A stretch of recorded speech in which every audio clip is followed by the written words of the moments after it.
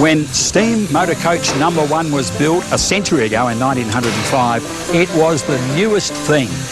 And then when it was brought to run between Quorn and Hawker, well, it changed people's lives. So you could get on in Hawker early morning, and by the time you got down to Quorn, you could connect with the train that went all the way to Adelaide the same day. Same day, every day, you could get to the big smoke. That was a revolution.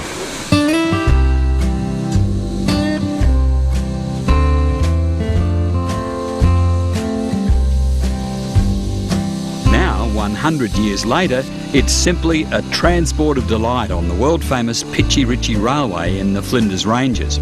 So, all aboard the priceless and beautifully preserved coffee pot.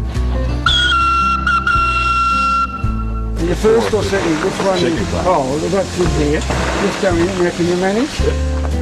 It might look like something straight out of the Thomas the Tank Engine train shed, but the coffee pot was built to order for the Great Northern Division of the South Australian Railways. The little red locomotive was built in Leeds in England, and the exquisite timber passenger coach came from workshops in Birmingham. It's actually a steam-powered rail carriage, a steam-powered rail car. The forerunner of the petrol and the diesel rail cars that we got to know in the later years of last century.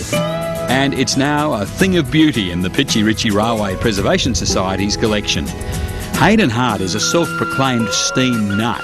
He got to know every inch of pipe and piston on the coffee pot as supervisor of its restoration. He was only a teenager when the gallant volunteer group began, so he also enjoys a personal but painful relationship with every sleeper on the track between Quorn and Port Augusta. You can see why it's a train buff's dream machine. It puffed its way up and over the Flinders here and 3 times a week between the great train town Quorn and Hawker to the north for nearly 3 decades until 1932. Then, well, it sat under cover in Quorn for 25 years until they pulled the shed down, so it landed on the railway platform at Alice Springs.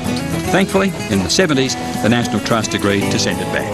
And they were good enough to return it to Quorn, which is its only home base. It's only ever worked out of Quorn as a home depot. 8 years of hard weekend volunteer labour later, and the coffee pot was on the boil again.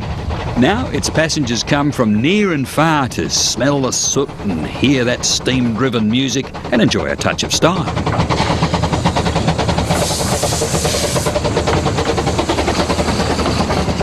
Beautiful fittings in first class on the coffee pot, including electric light in 1906, the first train in South Australia. Lots of houses didn't have it then. Of course, things are rather different in through here. That's second class.